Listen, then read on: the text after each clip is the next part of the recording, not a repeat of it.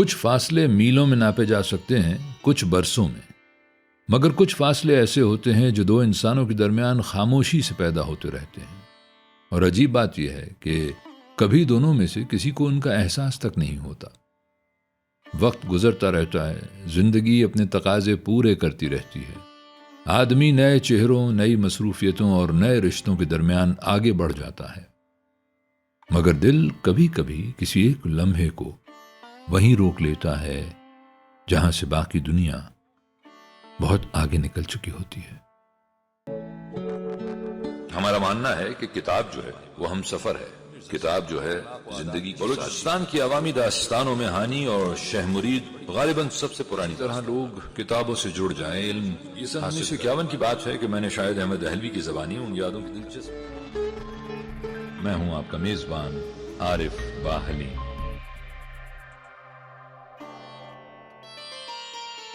अस्सलामुअलैकुम, नमस्कार, सत श्री अकाल, आदाब। दोस्तों साहिबो, मैं हूं आरिफ बाहलीम और आप देख रहे हैं बोलती किताबें। इस प्रोग्राम में हमारी कोशिश रहती है कि बरसगीर के उन मोतबर और साहिब उसलूब कलमकारों की तहरीरें आप तक पहुंचाएं जिन्होंने इंसानी जिंदगी, समाज और रिश्तों को अपने अपने अंदाज में देखा, परखा और फिर अदब का हिस्सा बना दिया।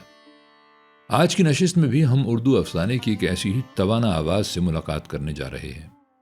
एक ऐसी अफसाना निगार जिनकी तहरीरों में औरत की दाखिली दुनिया भी पूरी शिद्दत से मौजूद है, घरेलू जिंदगी के खामोश तनाव भी और इंसानी रिश्तों की वो बारीकियां भी जिन्हें अक्सर महसूस तो किया जाता है मगर लफ्ज नहीं मिलते।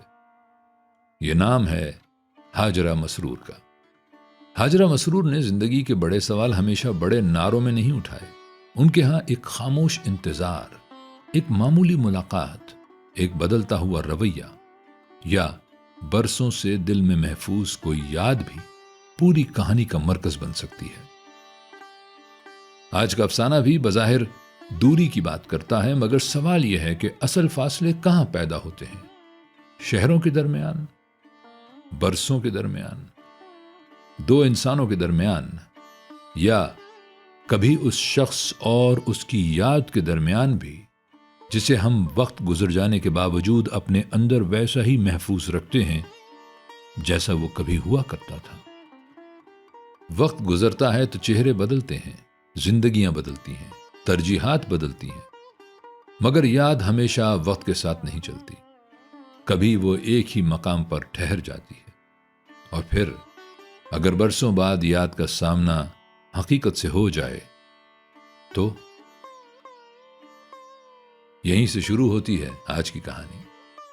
तो लीजिए आपकी समातों की नजर हाजरा मसरूर का अफसाना फासले।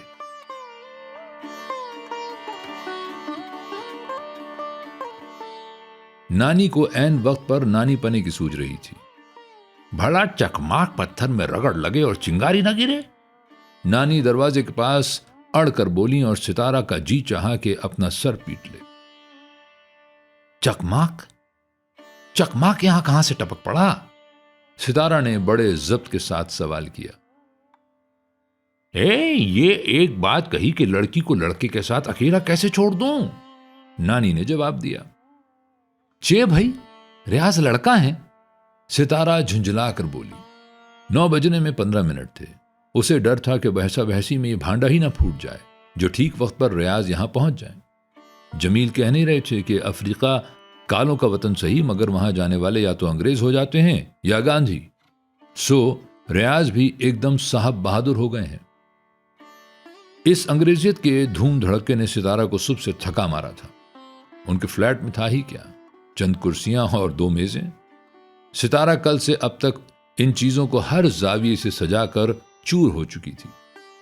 इस पर कमबख्त दरी और सर पर सवार थी। आज 10 साल से मामू जान के जूतों की धूल चाट चाट कर वो मिट्टी जैसी हो चुकी थी।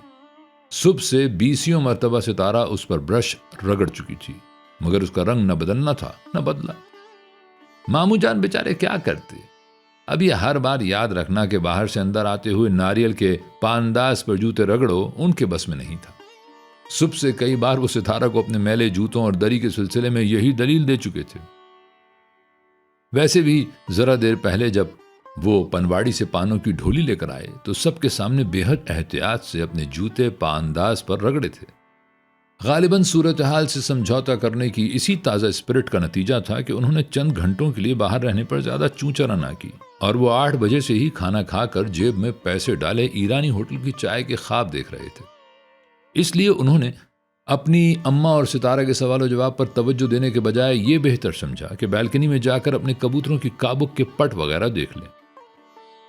जब वो बिल्ली के खतरे की तरफ से मुतमईन होकर कमरे में लौटे तो बड़ी मासूमियत के साथ जोहरा से मुखातिब हुए, बिल्ली का ख्याल रखना, कबूतरों को तंग ना करे। वो दरवाजे की तरफ जाते हुए बोले और जोहरा जो मुजरिमों की तरह सर झुकाए एक तरफ खड़ी थी चौंक पड़ी। उसने घबराकर जमील की तरफ देखा जो आज बात बे बात पर जोहरा को छेड़ रहे थे, मगर जमील ने हंसने के बजाय अपने कंधे से लगे हुए 5 बरस के नन्हे को संभाल कर मामू का रास्ता रोक लिया।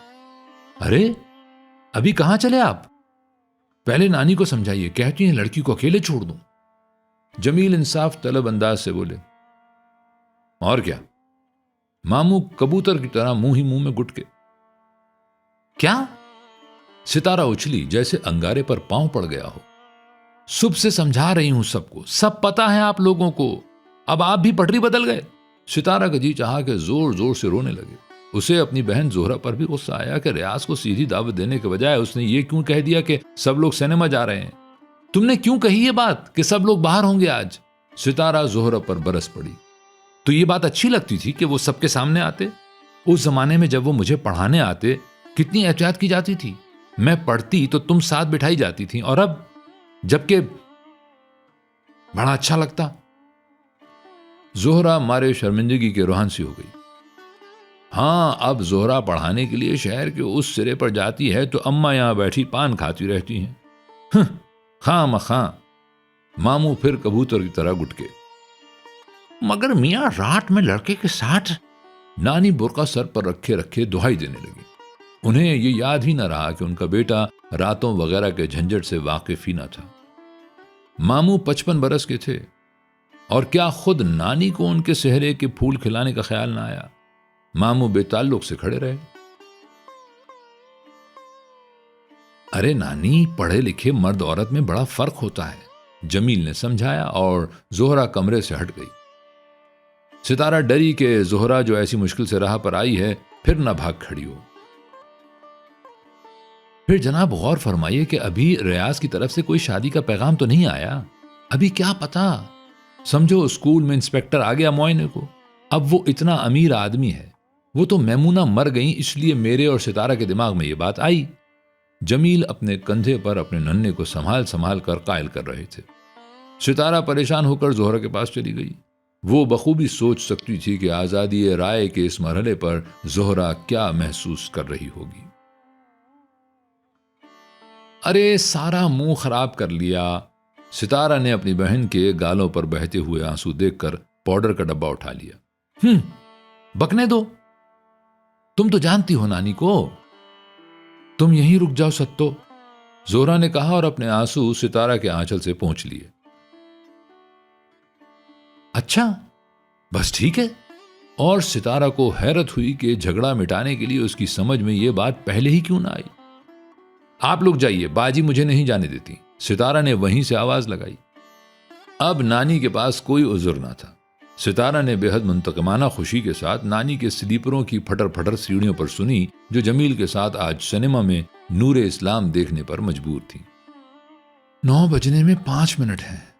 सितारा ने बेहद लंबी सांस लेकर ऐलान किया और फिर जल्दी से ब्रश उठाकर दरी को झाड़ दिया। मेज पर पड़े हुए फूलदान में कागजी सफेद गुलाबों को फिर तरतीब दिया। जोहरा में भी जाने कहां से हरकत करने की कुव्वत आ गई। उसने लिखने वाली मेज पर अंग्रेजी अदब की किताबों को नुमाया करके रखा और बालकनी के पर्दे का नया रिबन जो जरा देर पहले बांधा था खोल दिया। 9 बज गए तो सितारा भागकर पाउडर का डब्बा और पफ उठा लाई और जोहरा के चेहरे पर पाउडर की हल्की सी बादामी तह जमा दी। पफ जोहरा के चेहरे पर रगड़ते हुए सितारा को पहली बार एहसास हुआ कि जोहरा की जिल्द पफ तले खिंच खिंच जाती है। इसका मदावा कुछ न सूझा तो उसने जोहरा के कानों के पीछे से एक एक लहराती हुई जुल्फ निकाली और गालों के पास मुंतशिर करके छोड़ दी। फिर भी सितारा को कुछ उलझन सी महसूस हुई तो भागकर अंदर गई और अपने कमरे से नीले शेड वाला लैंप उठा लाई। दीवार की बत्ती बुझाकर लैंप रोशन कर दिया। अब कमरा नीली रोशनी में बहुत भला लगने लगा। सितारा को तो दरी भी नई सी नजर आई। सफेद कागजी फूल हल्के नीले हो गए और जोहरा का चेहरा तो बड़ा ही प्यारा लगने लगा। वो दोनों एक दूसरे से कुछ नहीं बोल रही थी, सिर्फ काबुक में कबूतर ठोंगे मार रहे थे। सितारा का दिल घड़ी की टिक टिक के साथ हरकत कर रहा था। 9:05 हो गए तो सितारा ने पूछा, उन्होंने फोन पर और क्या क्या कहा था? बस यही कि वो मुझसे मिलना चाहते हैं, जोहरा ने जवाब दिया। इसका मतलब बाजी साफ है, देख लेना वो शर्तिया शादी का पैगाम देंगे। सितारा ने इस तरह कहा जैसे वो खुद को यकीन दिला रही हो। जोहरा का संजीदा चेहरा कुछ नरम सा पड़ गया और वो पलकें झुका कर रह गई। कॉफी का पानी तो उबलने वाला होगा, अब तुम जल्दी से यूं करो कि मेवे की प्लेट और पेटीज लाकर यहां बीच की मेज पर रख दो, और देखो पेटीज खाने के लिए 2 कांटे भी ले आओ। जोहरा सितारा की तामीर हुक्म करने के ख्याल से उठी और फिर दरवाजे में ठहर गई। मैं कांटे तो बिल्कुल नहीं लाऊंगी, नाहक तुमने पड़ोसन से मांगे, जोहरा आहिस्ता से बोली जैसे उसे सितारा के बुरा मान जाने का खौफ हो। क्यों, इसमें भी कोई बारीकी निकाल ली? सितारा फिर झुंझलाई। जोहरा रियाज के इस्तकबाल की तैयारी में कोई ना कोई ऐसी बात सुबह से किए जा रही थी, और उधर सितारा का यह आलम कि उसका बस चलता तो वो अपनी बहन के कानों में तारों के झुमके और माथे पर चांद का टीका पहनाकर उसे किसी महल में बिठा देती और फिर रियाज को बुलवाती। आखिर सितारा अंधी तो नहीं थी। ये दूसरी बात है कि वो अपनी बहन के दिल को ठेस नहीं लगाना चाहती थी। रियाज को हमारा लखनऊ वाला घर तो याद होगा, उनका घर भी तो हमारे ही जैसा था। अब वो जो चाहे बन जाए, मेरे लिए तो उनकी वही यादें हैं। अगर वो मुझे उस माहौल में भी। जोहरा कहते कहते एकदम चुप हो गई। उस माहौल में तुम्हें? सितारा चौंकी। क्या कह रही थी? कुछ नहीं, पहिए गाड़ी छोड़कर ढलान पर लुढ़कने लगे थे जरा, तुम तो जानती हो, जोहरा ने नरमी से मुस्कुरा कर कहा। सितारा ने महसूस किया कि पहली बार आज पहिए और गाड़ी वाली बात को जोहरा ने इतने मजे से दोहराया। बहुत दिनों की बात थी कि सितारा ने अपनी बहन को गुस्से में एक ऐसी गाड़ी से तशबीह दी थी जिसके पहिए उसे छोड़कर ढलानों से उतर गए हों। जिंदगी से बेगानगी और अपने ख्यालों में मस्त रहने पर सितारा इसके अलावा कह भी क्या सकती। फिर सितारा ये भी तो देखती थी कि नानी कराची आने के बाद से जोहरा को बेपहियों की गाड़ी से ज्यादा कुछ न समझती, जिसमें वो अपनी हंडिया डलिया समेटे बैठी थी। जोहरा पैटीस और खुश्क मेवे की प्लेटें लाने के बजाय मुस्कुराती हुई बैल्कनी के जंगले पर कोहनियां टिकाकर दूर दूर तक फैली हुई कॉलोनी में जगमगाती रोशनियों को देखने लगी। पतली गली में से एक मोटर गुजरी। सितारा झिझक कर पीछे हटने लगी तो जोहरा ने उसे पकड़ लिया। कोई और होगा, रियाज सीधा इस घर पर पहुंचेगा, जोहरा ने बेहद एतमाद से कहा, और सितारा फिर अपनी बहन के इस एतमाद पर ठंडी सांस भरकर रह गई। यहां गली में हमारी बैल्कनी को छूता हुआ कोई बड़ा सा पीपल होता तो कैसा रहता? जोहरा ने बड़ी हसरत से पूछा। यहां 20 साल बाद इतने बड़े दरख्त होंगे जितना बड़ा पीपल वहां हमारी गली में था। हाय, कैसा घना साया था, हमारे आधे आंगन को ढके हुए था। गर्मी की रातों में जरा हवा का झोंका आता तो पत्तों की कैसी तालियां सी बजती और हमारा आंगन ठंडा रहता। और याद है बाजी, बचपन में दोपहरों को कैसा मजा आता जब पतझड़ में पत्ते गिरते और हम तुम उनके कुरकुरे बिछोने बनाकर लोटे लगाते। नानी कितना डराती थी कि दोपहर को आंगन में मत जाओ, पीपल पर भूतों का बसेरा होता है। मगर तुमने कभी भूत देखा बाजी? सितारा को भी जाने आज क्यों पिछली बातें याद आने लगी थी। हाँ, चांदनी रातों में मैंने पीपल के पत्तों पर चिराग देखे थे। जोहरा अपनी ठोड़ी हथेली पर रखे रखे आहिस्ता से बोली। सच? हाय, पहले कभी नहीं बताया तुमने। सितारा सचमुच डर सी गई। बताती कैसे, उस जमाने में तुम छोटी थी, जोहरा ने जवाब दिया। खाक भी नहीं, तुमसे 2 साल तो छोटी हमेशा से हूं, सितारा झट बोल पड़ी। मैंने भी वो चिराग कभी नहीं देखे थे। एक दिन रियाज ने कहा था। जोहरा फिर उसी आहिस्तगी से बोली जैसे रेशम के धागे से गिरा खोल रही हो। किस दिन? सितारा ने पूछा और कटहरे पर से अपने हाथ उठा लिए। मायूं वाली रात, जोहरा ने दूर अंधेरे में नजरें गुम कर दी। मगर मायूं वाली रात तो हम इतनी बहुत सी लड़कियां तुम्हें घेरे रहीं। सितारा अभी तक छोटी बहन ही थी। रियाज तुम्हें कब मिले थे? वो आंगन में किसी से कह रहे थे कि देखो, मालूम होता है पत्ते पत्ते पर हवा के झोंकों के साथ चिराग जलते बुझते हैं। तुम्हें याद नहीं, उस रात पूरा चांद था। बस जब से मैंने हमेशा चांदनी रातों में पीपल पर चिराग देखे। जोहरा ने इस तरह कहा जैसे वो सितारा के नन्हे को कुछ समझा रही हो, और सितारा ने इत्मीनान की लंबी सांस ली। हाय तौबा, बस ये शायराना बारीकी थी, मैं समझी भूतों वाला किस्सा होगा। ये रियाज तो सदा के बातूनी थे। अरे, मैंने कॉफी का पानी तो चूल्हे से उतारा ही नहीं। सितारा हड़बड़ा कर अंदर भागी। तो बाजी रियाज को पसंद कर रही हैं, सितारा ने अंदाजा लगाया, और अब वो दिल में दुआएं मांग रही थी कि रियाज खुदा करे बाजी को पसंद कर ले। नईम ने शादी के बाद बाजी को कैसा नजरों से गिराया, कैसा सबके सामने कहा कि ये भी कोई औरत है। हाय, कैसी बेशर्मी की बात है। बाजी बेचारी नानी की पूछगछ पर सिवाय रोने और शर्माने के क्या कहती। सभी शरीफजादियां ऐसी होती हैं। अगर बाजी शादी की रात को नईम भाई को देखकर शर्म से बेहोश हो गई तो क्या हुआ? कैसे दीवाने थे नईम भाई भी। शादी से पहले कैसे मरते थे जोहरा बाजी के नाम पर, और बाजी भी तो उनके नाम पर सुर्ख हो जाती थी। मगर शादी के बाद यूं जिल्लतें की कि बाजी को हकीमों ने दिक बता दी। अच्छी मोहब्बत थी कि दिक का सुनते ही बाजी के जेवरों का संदूकचा लेकर जो रहन रखने गए कि बाजी को पहाड़ पर ले जाएंगे, तो फिर आज तक पता न चला। शायद खुद किसी पहाड़ की खो में धूनी मारकर बैठ गए। आखिर 1.25 लाख मेहर था बाजी का। तलाक के 3 बोल कहने की हिम्मत कहां थी उनमें। अच्छा हुआ लापता हो गए। ऐसे मर्द भी किस काम के। बेचारी बाजी कितनी बदनसीब थी। लोगों ने कहा 3 साल मर्द लापता रहे तो शरन तलाक हो गई। कितने पैगाम आए उनके, मगर उन्होंने हां ना की। वो तो रियाज का एहसान था कि खानदान की लड़कियों के साथ बाजी को भी तालीम की चाट लगा के गए थे, वरना अगर बाजी पढ़ने में न लग जाती तो ये इतने बहुत से दिन कैसे गुजरते। और कराची आकर अगर बाजी नौकरी न कर लेती तो नानी, मामू और खुद बाजी का क्या बनता। जमील की तनख्वाह में मेरा ही गुजारा मुश्किल से होता है। बेचारे मामू उम्र भर अब्बा के आसरे रहे। अम्मा जब तक जिंदा थी दूसरी बात थी।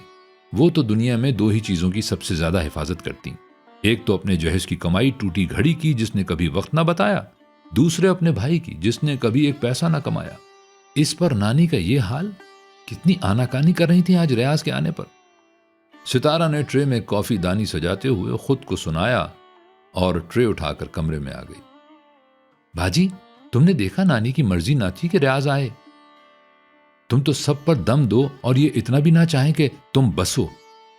सितारा ने लिखने वाली मेज पर कॉफी की ट्रे एहतियात से रखते हुए जोहरा से शिकायत की।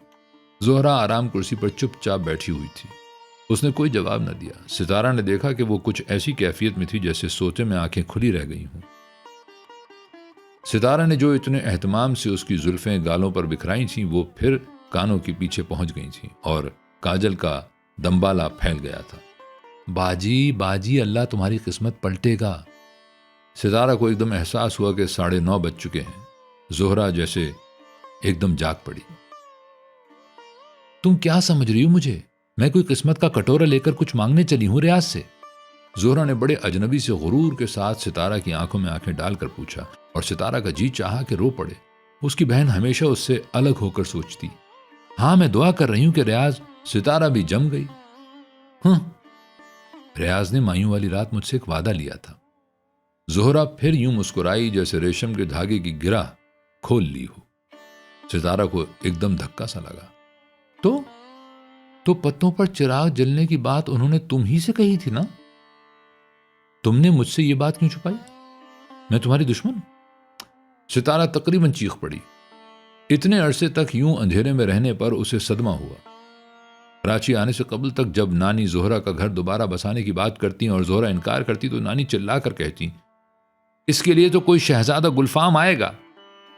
मगर अब बरसों से यह फिक्रा नहीं दोहराया गया था। मगर एक सितारा ही तो थी जो हमेशा हर कुंवारे और रंडवे मर्द को इस ख्याल से देखती कि ये बाजी के लिए कैसा रहेगा। फिर जब 2 दिन कबल रियाज और जमील की मुलाकात अचानक कहीं रास्ते में हो गई तो ये सितारा ही थी जिसे रियाज और जोहरा की जोड़ी बनाने का ख्याल सूझा और घर में सबको इसी नुक्ते नज़र से सोचने पर मजबूर कर दिया। फिर उसी ने जोहरा की रियाज से फोन पर बात कराई और यूं उसे घर बुलवाया। इस सब किस्से में जोहरा ने इस बात की सितारा को हवा तक न लगने दी कि नईम से शादी से पहले ही रियाज से वादे हो चुके थे। सितारा को जोहरा बेहद गैर लगी। वो इंतहाई बेदिली से कुर्सी पर बैठ गई, जैसे अब उसे किसी बात से कोई वास्ता न हो। जोहरा, जो अभी लम्हे भर पहले अलाव में गिरे हुए सूखे पत्ते की तरह चुरमुरा कर सर बुलंद हो गई थी, अब फिर राख की तरह पुरसुकून हो गई। मैं तुम्हें क्या क्या बताती मेरी सत्तो। तुम्हें याद है उसी दिन मुझे जर्द कपड़े पहनाए गए थे और तुम सब ने मेरे हाथ पैरों पर मेहंदी लगाई थी। रात कितनी देर तक ढोलक बजी थी। तुम सब नईम का नाम लेकर मुझे छेड़ रही थी और मुझे लगता था कि तुम सब रियाज का नाम ले रही हो। मैं उस रात जैसे रियाज की दुल्हन बन गई थी। जोहरा जैसे फिर ख्वाब में बोल रही थी। अच्छा, तुमने इसलिए रियाज के बच्चों को अपने मायूं वाले कोने में ओढ़ा लिपटा कर सुला लिया था ताकि मैमूना रात को रुक जाए और इस तरह रियाज भी। सितारा को वो लकड़ी के मुनक्कश सुतूनों और कटावदार मेहराबों वाला दालान दर दालान याद आ गया, जहां एक कोने में पर्दा डालकर जोहरा को मायूं बिठाया गया था। लेकिन वो पर्दे और उसके बाद बरामदे के दरों पर पड़े हुए मोटे मोटे टाट के पर्दे भी उसकी बहन को अंदर न रोक सके। जब तुम सब सो गए, मैं चुपके से बाहर आंगन में आ गई। मैं पीपल के अंधेरे साए तले बैठी रही। दीवारों पर ऐसी बर्फ चांदनी थी सत्तों के रग रग में उतर जाए। जोहरा कहती रही। सितारा के जिस्म में थरथरी सी आ गई। ये वो बहन थी जिसे वो ऐसी गाड़ी कहा करती थी जिसके पहिए उसे छोड़कर ढलानों से उतर गए हों। मैं चुपचाप बैठी रही और कांपती रही सत्तो। जोहरा कहे गई, हाँ, उस रात सर्दी बहुत थी। सितारा ने जैसे कोई शय अपने पहलू से धकेलना चाहिए। आखिर सितारा छोटी बहन भी तो थी। मुझे सर्दी बिल्कुल न लगी। मैं तो तप रही थी, मगर रियाज ने मुझसे कुछ न मांगा। मेरे करीब बैठा मुझे देखता रहा। सत्तो, उस वक्त मुझे पता चला कि मैं बहुत हसीन हूं, ऐसी खूबसूरती जिसे कोई हाथ नहीं लगा सकता। मगर मेरा जी चाहा कि यह फासला टूट जाए, मगर वो फासला ना टूटा। फिर जब नईम ने वो फासला समेटना चाहा तो तुम समझ गई ना। नईम थक कर भाग गया। हालांकि उस रात रियाज ने एक ही बात कही थी, एक ही वादा लिया था। जोहरा की आंखें आंसुओं से भर गईं। रियाज ने मुझसे वादा लिया था कि मैं नईम से मोहब्बत करूंगी। जोहरा ने अपना चेहरा हाथों से ढक लिया। और तुमने वादा किया था? सितारा ने बमुश्किल हलक से आवाज निकाली। मैंने उससे कहा था, अच्छा, मगर मुझे तो यूं लगा जैसे मैंने ये रियाज से ही मोहब्बत करने का वादा किया है। जोहरा ने अपने सर को कुर्सी की पुश्त पर यूं एहतियात से टिका लिया जैसे वो कांच का बना हुआ हो। सितारा ने उस लम्हे अपनी बहन को इतना खूबसूरत लेकिन इतना बेबस देखा कि उसकी नजरें झुक गईं। तो फिर बाजी, जब रियाज का किस्सा चल रहा था तो तुमने नईम को क्यों? मेरा मतलब है, रियाज ने तुम्हें कोई साल भर पढ़ाया था। सितारा ने इतनी नर्म और मध्यम आवाज में पूछा जैसे उसे किसी की नींद टूट जाने का डर हो। मुझे रियाज से कभी मोहब्बत नहीं थी सत्तो, मैं तुम्हें कैसे समझाऊं? जोहरा ने बीमारों की तरह उलझकर अपना सर कुर्सी की पुश्त पर इधर उधर ढलका दिया और आंखें बंद कर ली। ये तो मायूं वाली रात से 2 दिन पहले की बात है। तुम्हें याद नहीं कि तुम पढ़ाई के दौरान में हंसकर बोल पड़ी थी कि अब तुम्हें नईम भाई पढ़ाया करेंगे।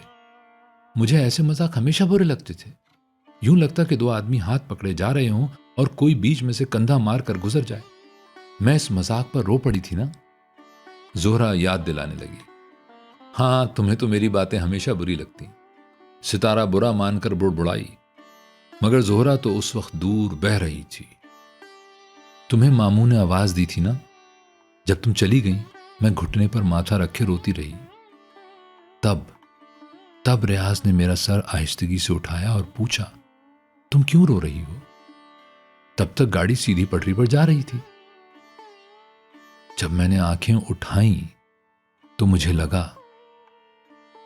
लगा मेरे और रियाज के बीच में जो नन्हा सा फासला है, उसके उस पार मेरी रूह, मेरा जिस्म एकदम छतरी की तरह बंद होकर सिमट गया है।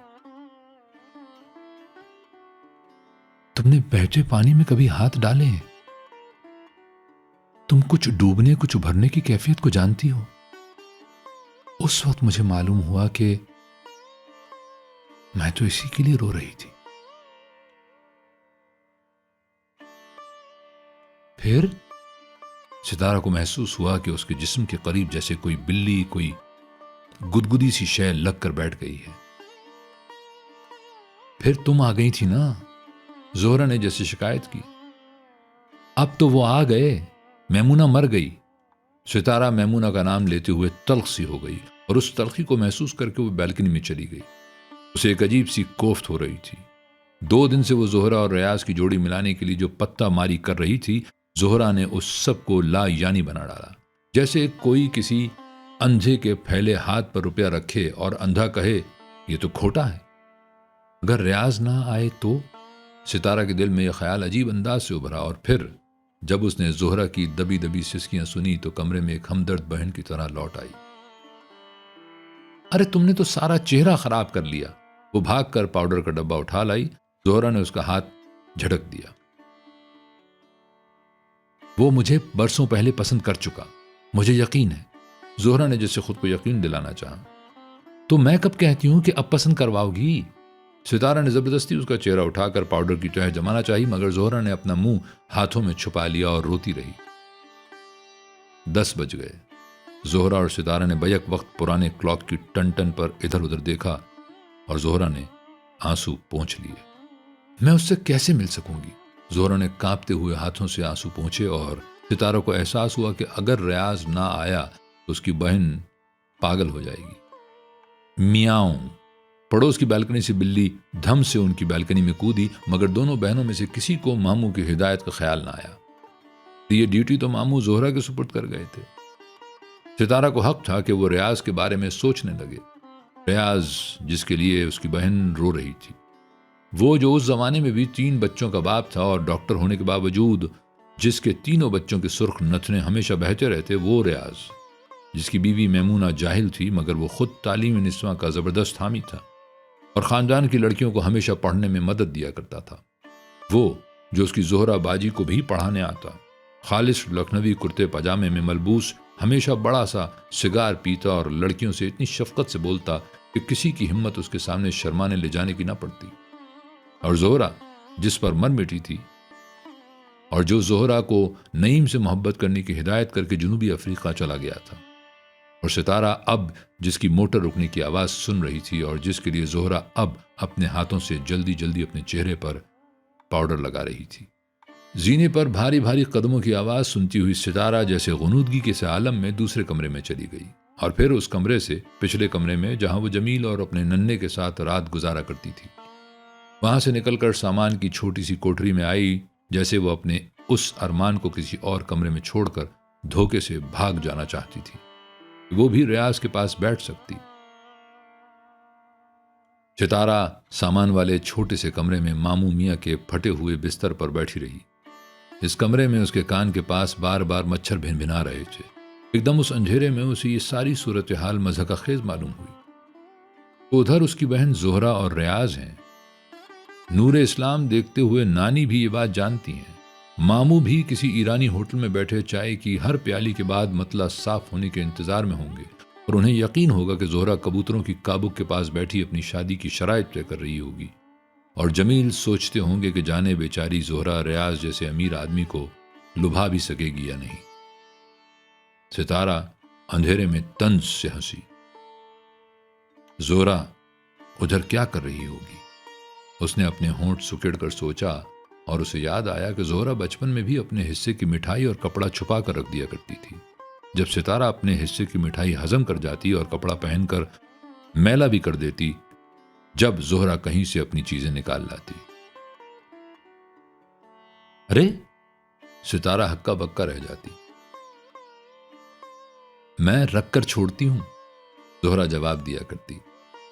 सो आज जोहरा ने अपनी पिटारी में से कुछ निकालकर चकरा दिया, हत्ता के मैमूना के दरमियान तक को अपनी पिटारी में बंद रखा और जमाने भर से हमदर्दियां वसूल करती रही। सितारा ने मामू का बिस्तर बक्स पर से गिरा लिया और उस पर सर टिकाकर लेट गई कि अगर उसने बैठे बैठे जोहरा और रियाज के बारे में सोचा तो वो गिर पड़ेगी। ओह, कितना वक्त हो गया। जमील नन्हे को उठाए उठाए मेरी ही खातिर तो नानी के पहलू में बैठे नूरे इस्लाम देख रहे होंगे। सुबह कॉलेज कैसे जाएंगे वक्त पर, और रियाज को भी तो इतनी दूर जाना है। और जमील। सितारा के जहन में एक भंवर सा पैदा हो गया। जो चीज भी उसमें पड़ती चकराने लगती। वो दिन भर में बहुत थक गई थी। अंधेरे में सितारा ने अपना हाथ ठंडे फर्श पर फैला दिया और फिर उसने फर्श पर अपनी उंगलियों को अजीब अंदाज से मरोड़ा, जैसे नृत्य कर रही हो। उसे लगा उसकी उंगलियां बड़ी खूबसूरत हैं। उसने आहिस्ता से बड़ी नजाकत से अपना हाथ उठाकर चूम लिया, मगर ये होंठ उसके अपने न थे। फिर वो हाथ सीने पर गिर गया। सीना उसका था मगर हाथ उसके ना रहे। वो कुंवारे पने के उस आसेब से उलझ गई।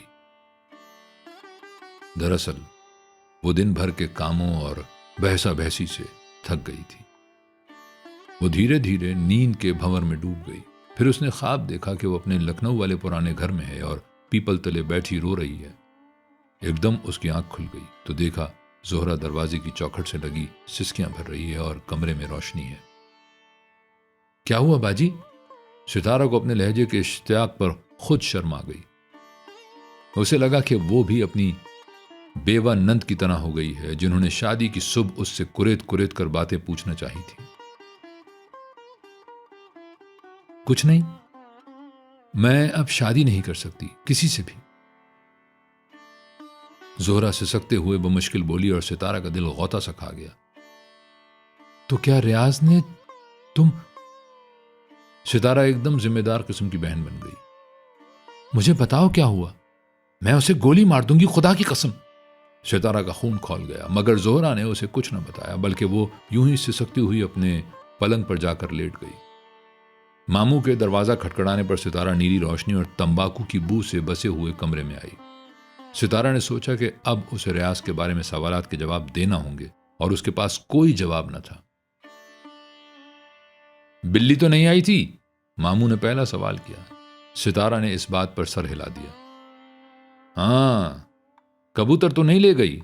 मामू ने आंखें फाड़ फाड़ कर पूछा। मालूम नहीं, सितारा ने बेताल्लुकी से कहा और मामू घबरा कर बालकनी में चले गए। सितारा ने नेक भांजियों की तरह उनका लिपटा हुआ बिस्तर उठाकर बालकनी में पहुंचा दिया। सितारा की समझ में नहीं आया कि अब क्या करे। फिर वो जोहरा के कमरे में आ गई। वो यूं आंखें बंद किए पड़ी थी जैसे उसके सारे कबूतर बिल्ली खा गई हो। मुझे नहीं बताओगी बाजी? सितारा उसकी पायती में बैठ गई। मैं शादी नहीं कर सकती। जोहरा जैसे कर्रा रही हो। फिर उसने करवट बदल ली। सितारा ने जोहरा की नक्काहत में एक अजीब सा हुस्न देखा, एक अजीब सी सनसनी महसूस की। फिर उसे अचानक जोहरा से नफरत हो गई। शायद उसने फिर पिटारी में कुछ सैंत कर रख दिया। जहन्नुम में जाओ। सितारा मुंह ही मुंह में बुड़बुड़ाई और झटके से उठकर नीली रोशनी में डूबे हुए कमरे में चली गई। कुर्सियों पर से कुशन उठाकर दरी पर फेंके और औंधी पड़ गई। जब जमील और नानी आई तो वो सो रही थी, मगर सुबह को वो जागी तो नानी और जमील ने मारे सवालात के उसका नाक में दम कर दिया। मुझे नहीं मालूम, बस वो आया और चला गया। बाजी कहती हैं कि वो शादी नहीं कर सकती। सितारा ने एक ही जवाब दिया। वही तो मैं कहूं कि शरीर जादियां कहीं एक मर्द की सूरत देखकर दूसरे का मुंह देखती हैं। नानी ने इन 2 दिनों के अंदर पहली इत्मीनान की सांस ली। सितारा उन्हें यकीन दिलाई जाती थी कि वो दोनों जरूर एक दूसरे को पसंद करेंगे।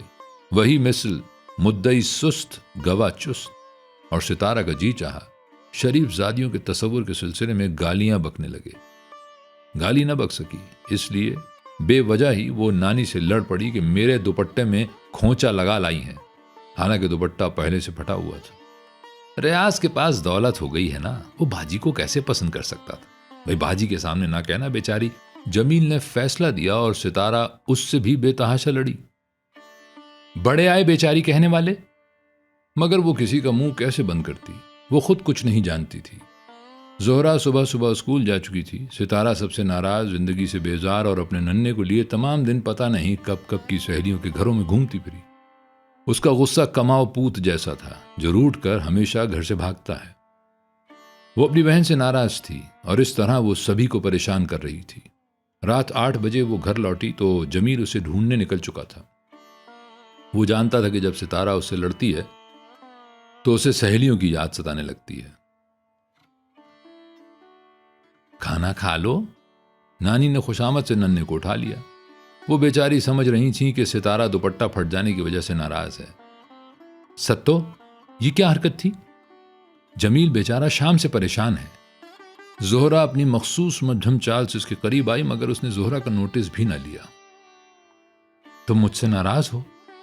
जोहरा ने बड़े दर्द के साथ सवाल किया। मैं तुम्हारी कौन लगती हूं? किस हक पर नाराज होंगी? सितारा ने बेजारी के साथ जवाब दिया और बालकनी में निकल आई। खंता मंटा कौड़ी पैया कौड़ी लेकर घसियारे को दी, उसने मुझको घास दी, घास मैंने गैया को दी, गैया ने दूध दिया, दूध की मैंने खीर पकाई, बिलिया आई खा गई। नानी लहक लहक कर सितारा के नन्हे को अपने पैरों पर बिठाए झुला रही थी। सितारा की आंखों में आंसू आ गए।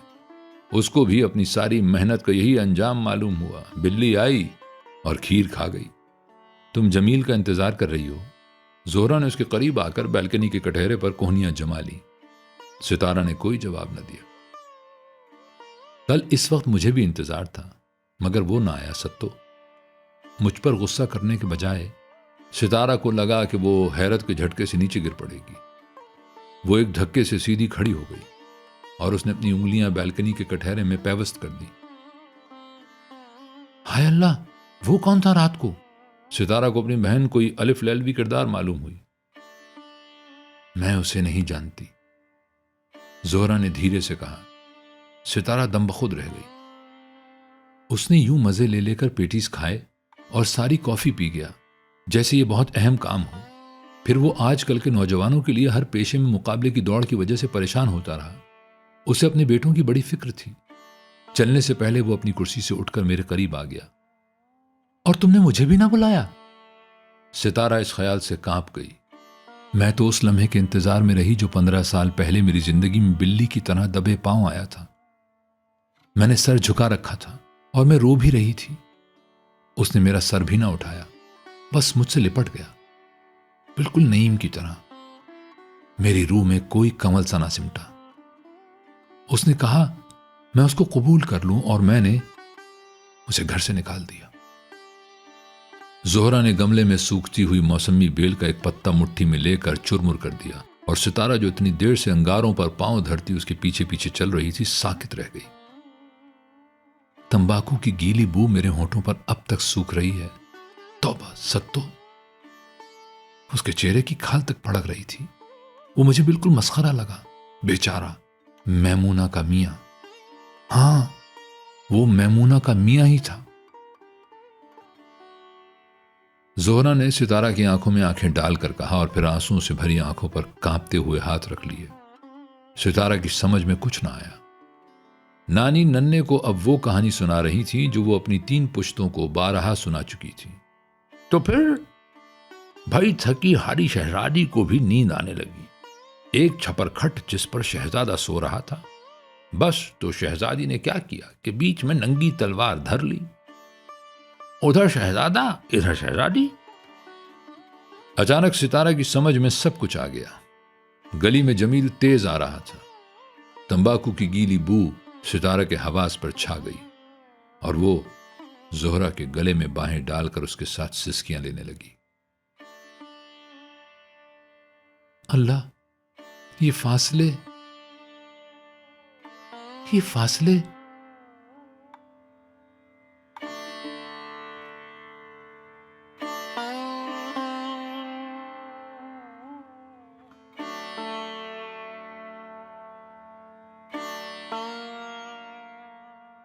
दोस्तों साहिबों, फासले खत्म हो जाता है, मगर इसके बाद भी एक एहसास देर तक साथ रहता है। कभी कभी हम किसी इंसान को नहीं, उसकी याद को संभाले रखते हैं। वक्त आगे बढ़ जाता है, जिंदगी अपनी समत बदल लेती है, मगर दिल किसी एक लम्हे को वहीं महफूज कर लेता है। फिर बरसों बाद जब हकीकत सामने आती है तो मालूम होता है कि फासले सिर्फ जमीन पर नहीं बनते, इंसान के अंदर भी बनते हैं। हाजरा मसरूर ने इस अफसाने में जुदाई को महज दूरी के तौर पर नहीं देखा, बल्कि याद और हकीकत के दरमियान पैदा होने वाली उस खामोश खलीज के तौर पर पेश किया है जिसे कोई सफर तय नहीं कर सकता। ज़ोहरा के लिए मोहब्बत एक महफूज याद थी, तकरीबन एक ऐसा अक्स जिसे वक्त छू नहीं सका, मगर रियाज अपनी जिंदगी में आगे बढ़ चुका था। यही वो मकाम है जहां अफसाना एक निहायत गहरी और तकलीफ दे सच्चाई सामने लाता है। हम जिन्हें बरसों बाद दोबारा पाते हैं, जरूरी नहीं कि वो वही लोग हों जिन्हें हमने कभी खोया था। और शायद इससे भी ज्यादा तल्ख हकीकत यह है कि बाज़ औक़ात हम खुद भी वो नहीं रहते जो कभी थे। इसलिए अफसाने के इख्तिताम पर यह एहसास कि रियाज तो आया ही नहीं, सिर्फ एक शख्स के बदल जाने का बयान नहीं रहता, बल्कि याद के एक पूरे जहान के टूटने की आवाज बन जाता है। यह अफसाना हमें मोहब्बत के बारे में एक निहायत बारीक बात समझाता है। मोहब्बत सिर्फ किसी शख्स से वाबस्तगी का नाम नहीं, कभी कभी वो उस शख्स की एक ऐसी तस्वीर से ताल्लुक बन जाती है जिसे हम अपने अंदर महफूज रखते हैं। और जब हकीकत उस तस्वीर से मुख्तलिफ निकले तो दिल को यह फैसला करना पड़ता है कि वो इंसान को कबूल करे या अपनी याद को। हाजरा मसरूर ने फासले में इसी कशमकश को निहायत सादगी, खामोशी और नफ्सियाती गहराई के साथ पेश किया है। और शायद अफसाने का सबसे बड़ा सवाल यही है, असल फासला कहां था? उन बरसों में जो दरमियान से गुजर गए, उन शहरों में जो एक दूसरे से दूर थे, या उन दो दिलों में जो एक ही याद को अलग अलग मानों में जीते रहे। अगर आज की अदबी नशिस्त आपको पसंद आई हो तो चैनल को सब्सक्राइब कीजिए, वीडियो को लाइक और शेयर कीजिए और कमेंट में जरूर बताइए कि अगली नशिस्त में आप किस अफसाना निगार और किस तख्लीक को सुनना चाहेंगे। मैं हूं आरिफ बा हलीम और आप देख रहे थे बोलती किताबें। सलामत रहें।